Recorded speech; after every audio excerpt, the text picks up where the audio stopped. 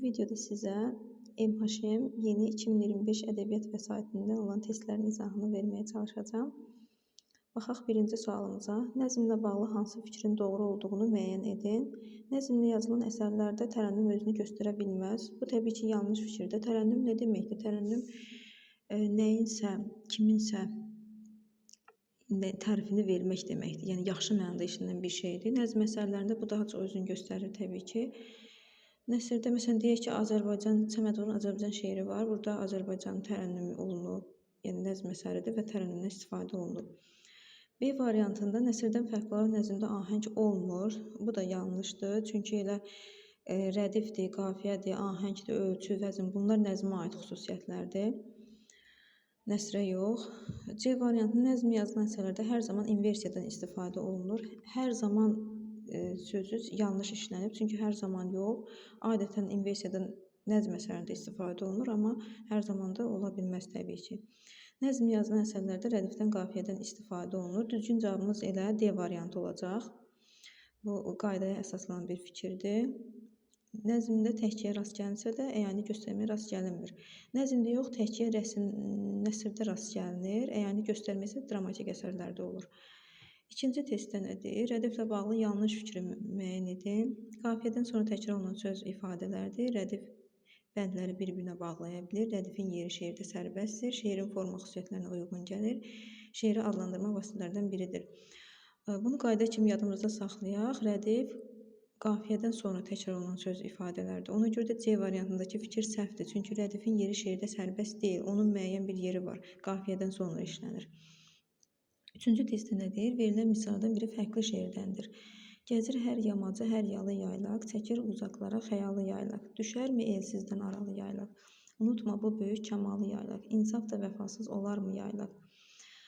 Burada baxaq, burada bax, xəyalı, yalı, aralı, hamısında l hecası üst-üstə düşür, yəni qafiyə yaradır. Ancaq olarmı? Burada heca, yəni fərqli heca qafiyə yaradıb deyə, yəni qafiyəsi fərqlənir deyə, ona görə də başqa şeirdəndir. Yəni E variantı bizim düzgün cavabımızdır. Dördüncü testi nədir? Verilən nümunənin təhlillə bağlı olan doğru fikri müəyyən edin. Dördüncü testdə zəngin qafiyədən istifadə olunub. Bunu düzgün fikir kimi götürmək olar. Çünki bax, dəlir gəlir. Birdən çox heca uyğunluq yaradırsa, yəni səslənməsinə görə bu zəngin qafiyə deməkdir. Qafiyə quruluşu ABC formasındadır. Qafiyəni necə tapırdıq? Hər yeni qafiyə gələndə onu fərqli hərflə işarə edirdik. Biriyə A yaza bilərik, birinci misraya, ikiyə B yazdıq. Amma üçüncü misra birinci ilə qafiyənin baxın, onu necə biz C ilə işarə edək?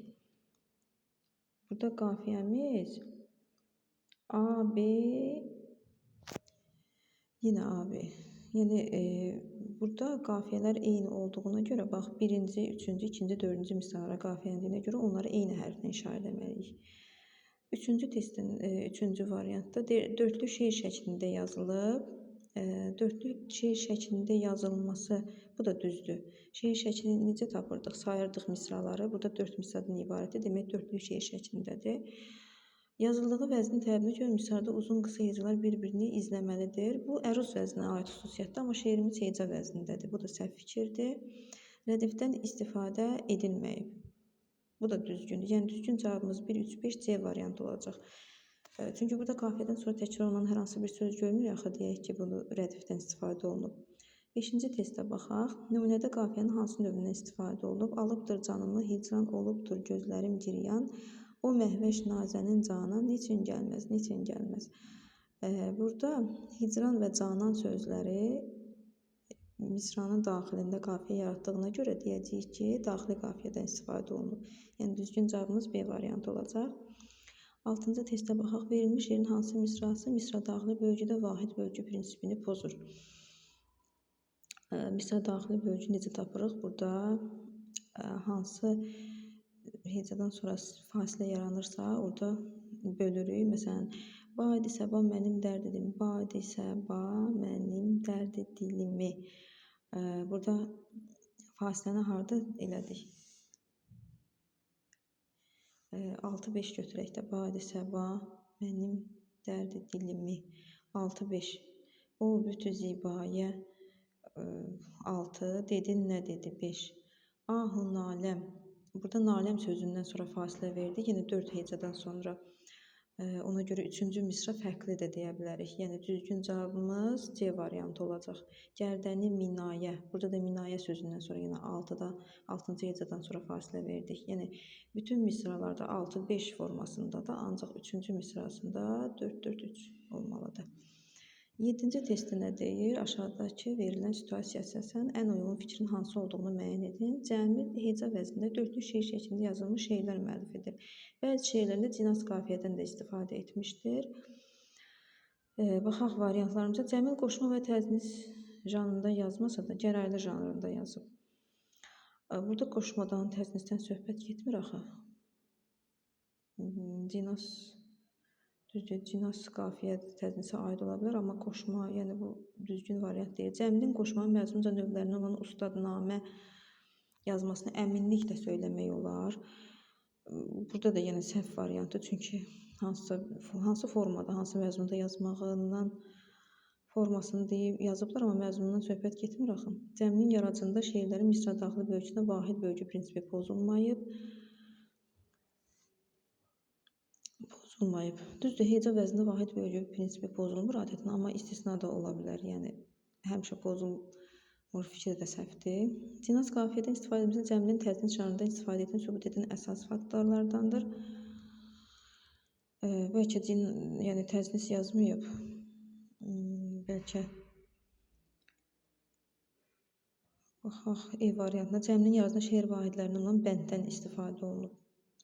Bunu əminliklə deyə bilərik. Nəyə görə? Çünki ümumiyyətlə heca vəznində dörtlük şeir şəklində. Bu artıq bilirik ki, bənd formasında. Yəni şeir vahidlərimiz nə idi? Misra, beyt, bənd. Misra ola bilməz. Çünki bir misradan ibarət olan heca vəznində olan şeirimiz yoxdur. Dörtlük şeir şəklində həm də deyir. Beyt də ola bilməz. Beyt adətən klassik vəznlər, yəni qəzələ, qəsidiyyə, qitəyə aid xüsusiyyətlərdir. Ona görə də düzgün cavabı E götürə bilərik. 8-ci test nə deyir? Bəndin təhlilə bağlı olmayan fikir hansıdır? Aşıq gərək bu meydanda bir qala, eşq odunu bir ətəklə bir qala. Ələsgərdir Xeybər kimi bir qala. Bacara bilməzsən, dur yerində pəs, danışma əbəs. Baxaq, cığalı təznis nümunəsidir. Aid olduğu şeirin son bəndidir. Son bəndi deyə bilərik, çünki müəllifin adı çəkilib Ələsgərdir. Cinas qafiyədən istifadə olunub, bunu da deyə bilərik. Çünki cinas qafiyələr yəni oxşarlıq əsasında yaranır. Bir qala, burada qalamaq feilindən, bir də qala ismindən söhbət gedir. İlk 3 misranın daxili bölgüsü 4-4-3 şəklindədir. Bu da baxaq, aşıq gərək, fasilə verdik 4, bu meydanda 4, bir qala 3. Eşq odunu 4, bir ətəklə 4, bir qala 3. Ələsgərdir 4, Xeybər kimi 4, bir qala 3. Bu da düzgün fikirdir. Nümunədə inversiya işlənmişdir. Bax, Ələsgərdir Xeybər kimi bir qala. Burada inversiyada istifadə olunub. Ələsgər Xeybər kimi bir qaladır. Belə olsaydı düzgün forması olardı. Cavabımız A variantı olacaq. Cığalı təznis nümunəsidir. Burada cığalı təznis yox, cığa bəndidir deyə bilərik. 9-cu testi nə deyir? Şeir şəklində bağlı doğru fikri müəyyən edin. Doğru fikir. Şeir vahidlərindən təşkil olunur.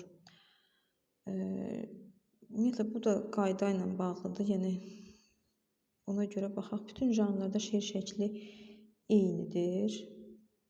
Şeir vahidləri dedik ki, şeir vahidləri misra, beyt, bənddir. Onlarla şeir şəkilləri ikilik, üçlük, dörtlük, yəni hansı formada yazılırsa onu nəzərdə tutur.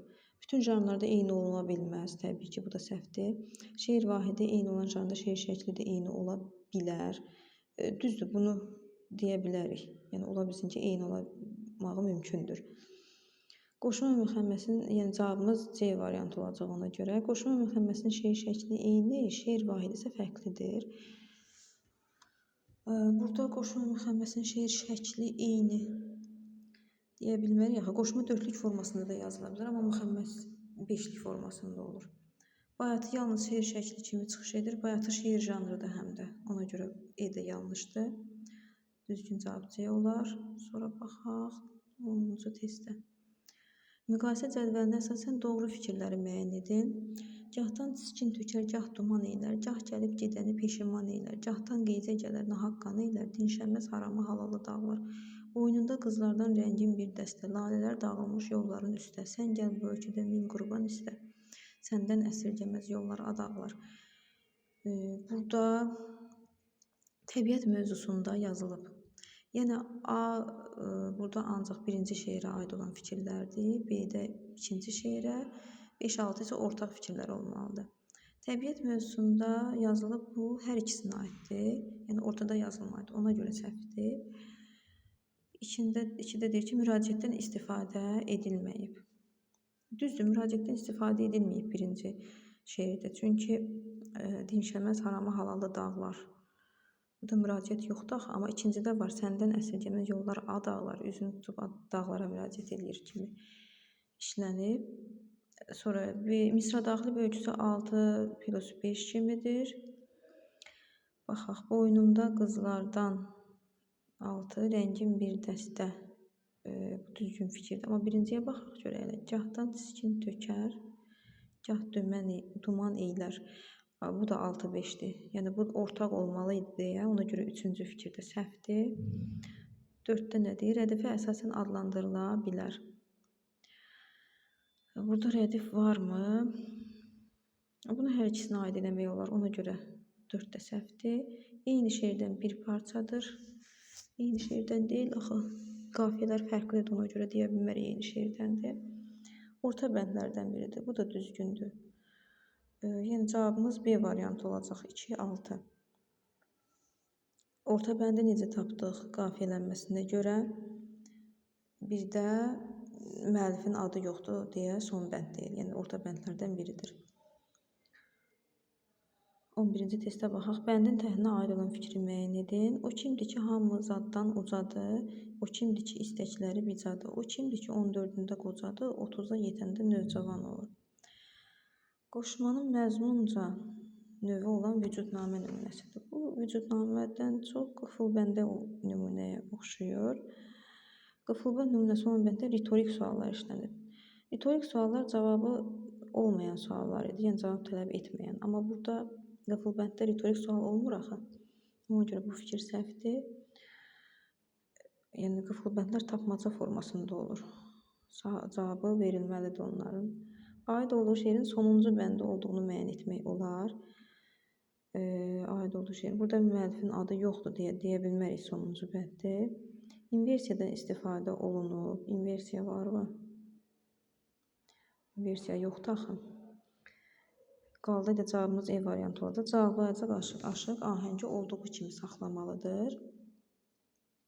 Düzgün cavab budur. Yəni aşıq qıfılbənddə üz-üzə durub dəyişmə formasında deyilir.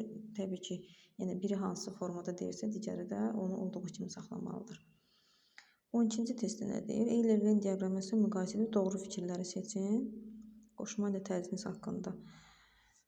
4 misradan 11 hecədən ibarət olub. Bu yenə hər ikisinə aid olan bir fikirdir. Ortada yazılmalıydı deyə yanlış olar.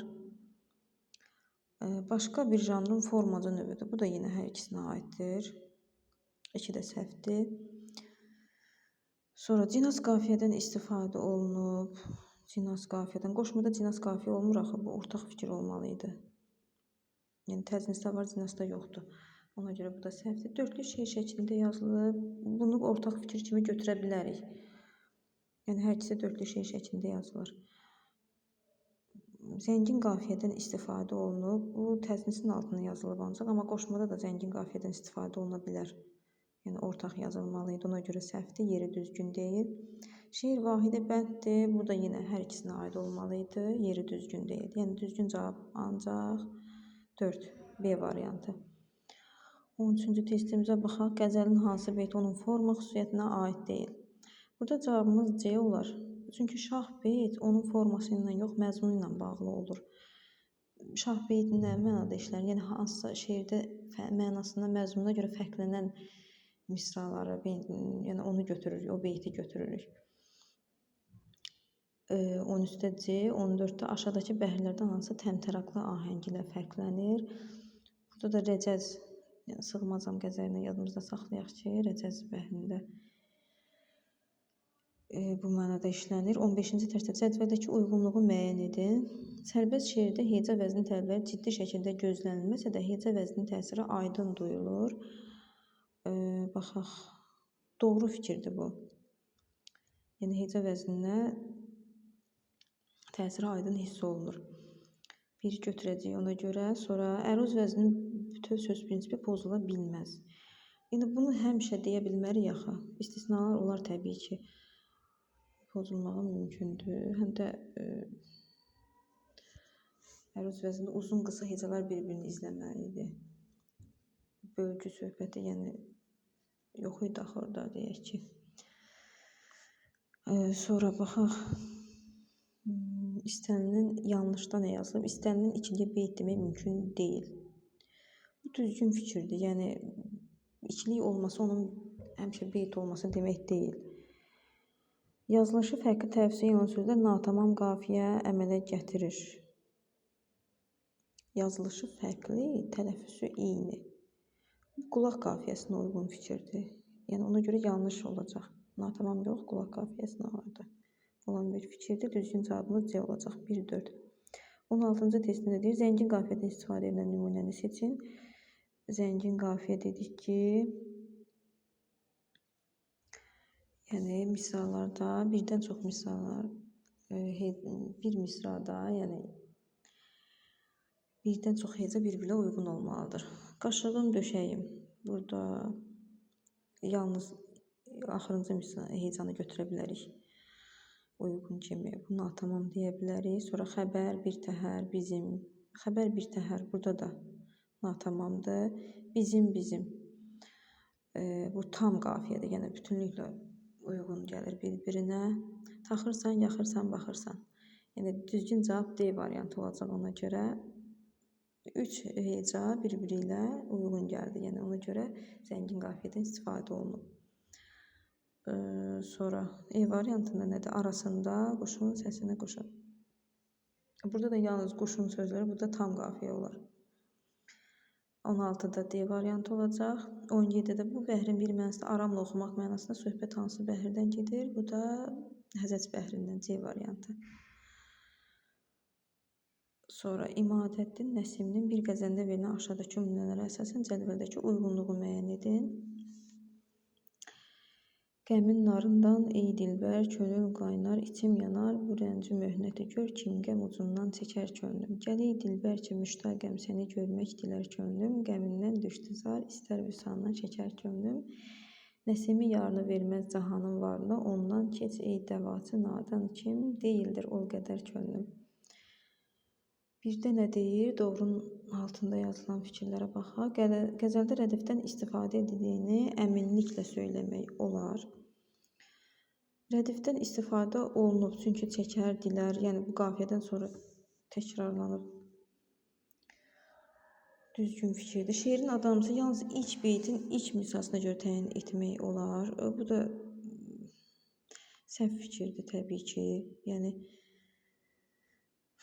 adlandırması rədifə görə olur. Bir də qafiyə, yəni yalnız ilk beytin ilk misrasına görə həmişə deyə bilmərik, axı bu düzgün fikir deyil. Sonra qəzəlin məqtə mətləb beytlərinə qulaq qafiyəsindən istifadə olunub. Qulaq qafiyəsi səslənməsinə görə oxşar olan, hardasa oxşar olan sözlər. Burada qulaq qafiyəsi varmı? Yox. Yanar, çəkər, dilər, şəkər qədər. Zəngin qafiyə var, amma qulaq qafiyəsi yoxdur. 3 də səhv olacaq. Yəni doğru fikirlərdən ancaq biri götürdük. Yanlış fikirlərə baxaq. Məqtə beytdən fərqli olaraq mətləb beyti asanlıqla müəyyən etmək olur. Məqtə beyt. Mətləb beyt birinci beyt idi. Mətləb beytdə axırıncı. Burada məqtədəki q hərfi var. Qurtarmaqla yadımızda saxlaya bilərik ki, bu sonuncu beytdir. Asanlıqla müəyyən etmək. Bu düzgün fikirdir. Qafiyələnməsinə görə müəyyən etmək olur. Daha doğrusu 18'də. Aha, yanlış. Məktəb beyti də müəyyən etmək olur da. Niyə ki? Yəni asanlıqla müəyyən etmək olmağı deyə bilərik ki, mətnəni də, məktəni də asanlıqla müəyyən etmək olur. Çünki Nəsimi sözü işlənib bax burada 3-cü misra şeirdə. Yəni müəllifin adı var deyə bunu da asanlıqla müəyyən etmək olar. Ona görə bu yanlış fikir olacaq. Sonra 1-ci nömrəli beyt qəzəlin orta beytlərindən biridir. Bu düzgün fikirdir, yanlışın altında yazılıb. Burada yenə müəllifin adı yoxdur deyə son beyt deyil, qafiyələnməsinə görə də birinci beyt deyə bilərik. Məzmun xüsusiyyətlərini əsasən qəzəlin mətnlə məktəb beytlərini müəyyən etmək mümkündür. Bunu məzmun xüsusiyyətinə görə yox, forma xüsusiyyətinə görə müəyyən edirik. Ona görə bu da yanlış fikirdir. Yəni ona görə cavabımız 1, 4, 6 A variantı olacaq. 19-cu testə baxaq. Nümunə haqqında hansı fikir səhvdir?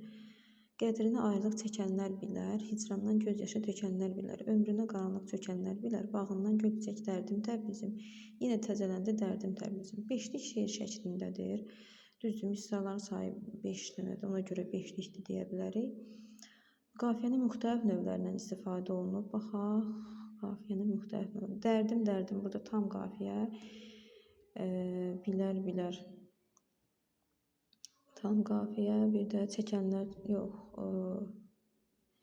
bilər, bunlar rədifdir. Çəkənlər, tökənlər, çökənlər, bunlar zəngin qafiyədir. Ona görə tam və zəngin qafiyə var deyə qafiyənin müxtəlif növündən istifadə olunub, düzgün fikirdir. Bizdən səhvi istəyir. C variantı misra daxili bölgü, bütöv söz prinsipi, vahid bölgü prinsipi gözlənilib. Baxaq, qədrini ayrılıq çəkənlər bilər. Hicrindən göz yaşı, burada da 6-5'dir, yəni bölgü bütöv söz prinsipi var, vahid bölgü prinsipi var, yəni heca vəznindədir. Təbrizim sözü cinas qafiyədən sonra təkrarlandığı üçün rədif deyil. Burada cinas qafiyə yoxdur, axı tam qafiyə var, ona görə cavab D olacaq. Səhv fikirdir, aid olduğu vəzində heca bərabərliyi əsasdır, bu da düzgündür. Yəni düzgün cavabımız 19'da D. 20-ci testdə nə deyir? Səpkili şeirdə şair misalları standart ölçüdən vəznin tələbindən kənara çıxarır.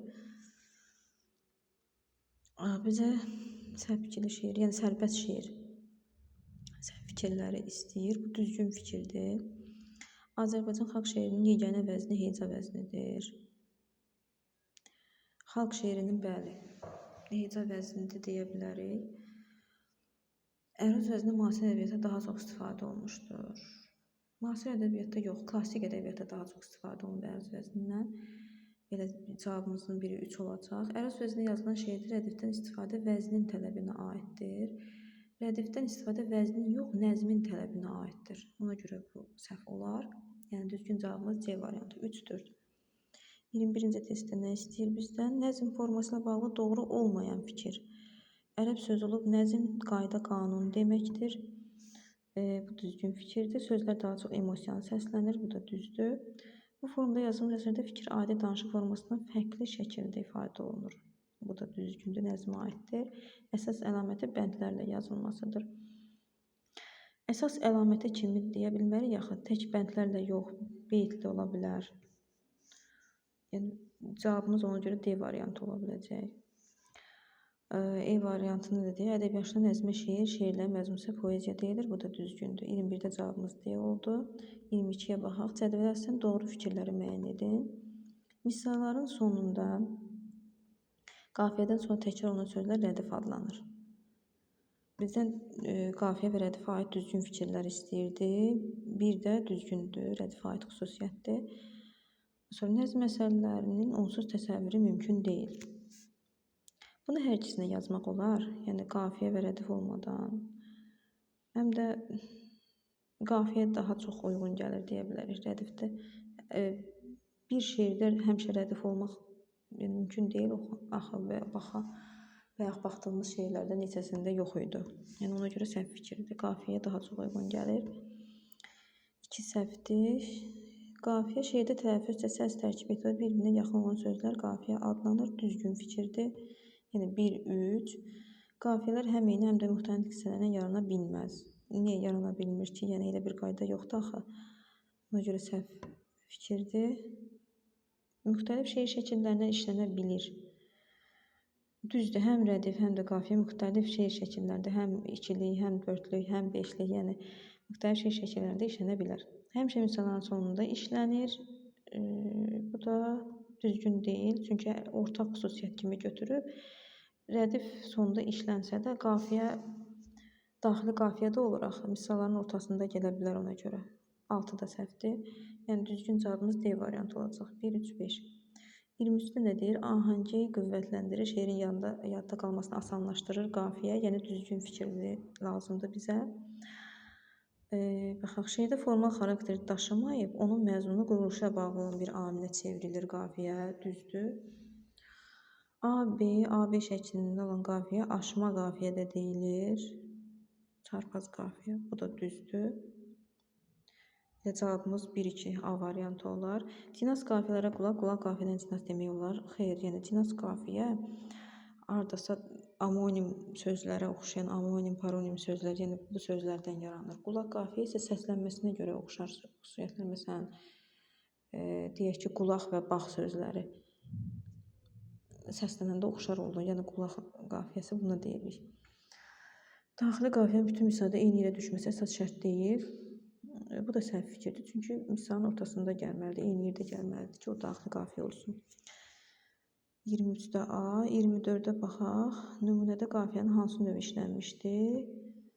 Burada əllidir, tellidir, dillidir, gedibdir. Zəngin qafiyədən istifadə olunur. 3 heca bir-birinə uyğun gəldi. Sonra 25-ci testə baxaq. 25. Cinas qafiyə işlənmiş nümunələri göstərin.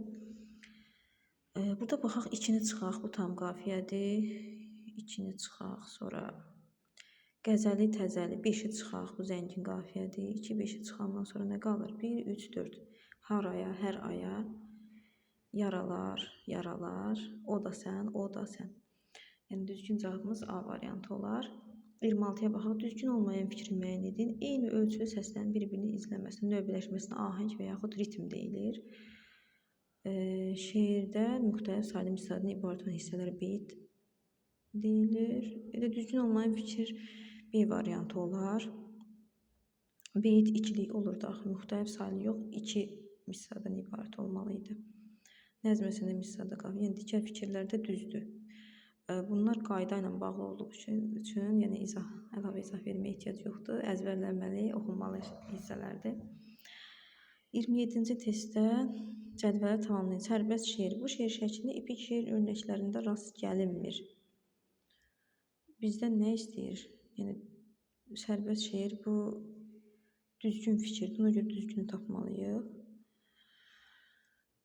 Qafiyələnmə ard-arda çarpaz ola bilər. Qafiyə əsas xüsusiyyət deyil deyə, ona görə bunu götürə bilmərik. Ahəng tarazlığı vurğu intonasiya ilə tənzimlənir. Bu heca vəzninə aid xüsusiyyəti deyə bilərik. Səbki şeir tribuna şeir adlanır. Bu şeir qarşılıqlı dialoqu xatırladır. Misrada icradan səbəb fərqli olduğuna görə əruz vəzninə daha yaxındır. Burada yanlış fikirlər olacaq ona görə. Yəni burada epik şeir örnəkləri rast gəlinmir, səhvdir. Ona görə cavabımız 3-4 olacaq səhv fikirlər. B variantı. 28-ci testə baxaq. Nəzmlə bağlı hansı fikir səhv deyil? Bu formada yazılan əsərlərdə Zavyaska mərhələsinə rast gəlinə bilməz. Səhv deyil, yəni düzgün fikri deyir. 28-də. Səhv deyil, yəni burada biraz düzgün fikir istəyirdi. Bu formada yazılan əsərdə Zavyaska mərhələsinə rast gəlinə bilməz. Ola bilər, yəni nəzmlə yazılan əsərlər, sujetli əsərlər olsa, burada rast gəlinə bilər axı. Yazılı ədəbiyyatda nəsrdən sonra yaranıb, xeyr, əvvəl nəzm yaranıb, sonra nəsr yaranıb, bu da səhvdir. Bu forma yalnız bir ədəbi növ üçün xarakterikdir. Niyə ki? Düzdür, lirik növdə yazılan əsərlər daha çox nəzmlə yazılır, amma məsələn, epik şeir nümunələrində də nəzmdən istifadə oluna bilər. Ona görə səhvdir. Nəzm məsələn gümüş allegoriyadan istifadə edilə bilər. Bu düzgün fikirdir artıq. Cavabımız D variantı olacaq. Nəzm yazan bütün əsərlərin qəhrəmanı şair özüdür. Bu da səhvdir təbii ki. Həmişə şair özü ola bilməz ki. 29-cu nümunə bağlı doğru olmayan fikri müəyyən edin. Sevgilim o qoca palada bir bax, yenə puçurlayıb onun budağı. Yadına gəlirmi 2 il qabaq o ilk görüşümüz o bahar çağı. Şeydə çapraz qafiyələnmə özünü göstərib. Birinci, üçüncü misrada qulaq qafiyəsi istifadə olunmuşdur. Çarpaz qafiyələnmə var, bəli, bunu deyə bilərik. Bax, qabaq, budağı, çağı. Yəni A variantı düzdür. Birinci, üçüncü misrada qulaq qafiyəsi, bu da düzdür. Sonra birinci, bax və qabaq sözləri. Birinci misranın daxili bölgüsü digər misallardan fərqlənir. Baxaq, sevgilim,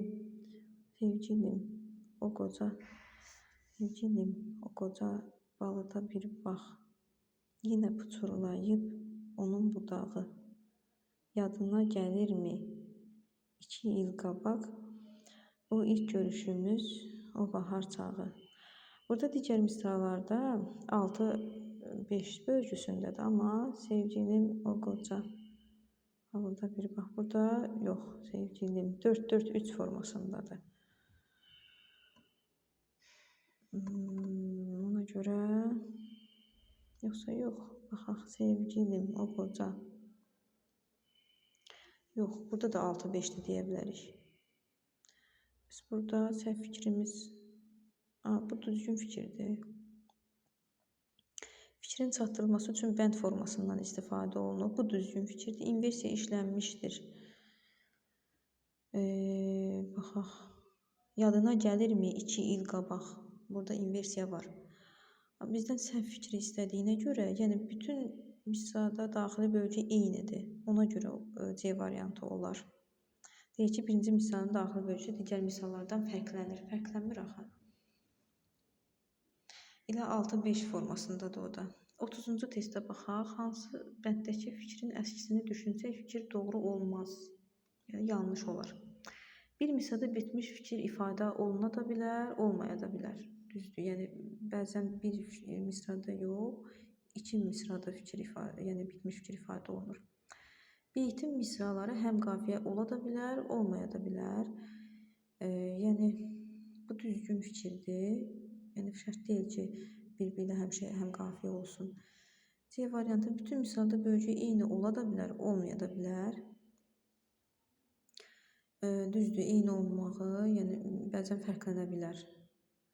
Dinaz qafiyələr amonim sözlərdən ibarət ola da bilər, olmaya da bilər. Bəli, paronim sözlərdən də ibarət ola bilər. Heca vəzni bölgü bütöv söz prinsipinə əsaslana da bilər, əsaslanmaya da bilər.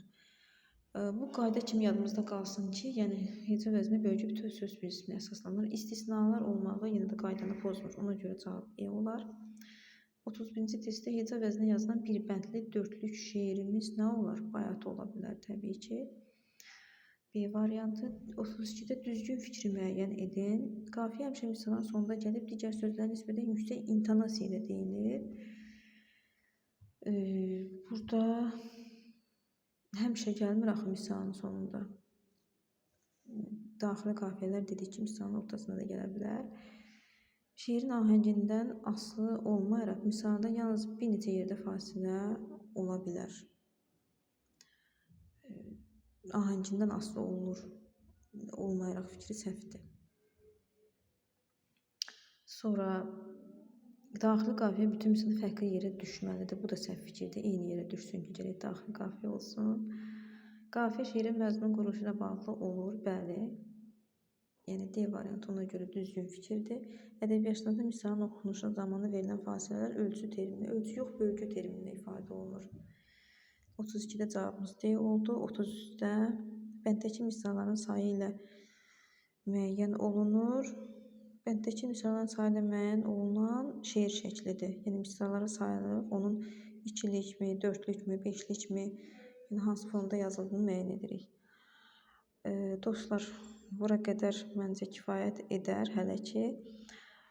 Əgər izahlarımızı bəyəndinizsə, kanalımıza abunə olub, like etməyi unutmayın. Çünki bu da bizə bir motivasiya olacaq. Çünki əks halda bilmirik izahımızı bəyəndinizmi, davam etməyimizi istəyirsinizmi?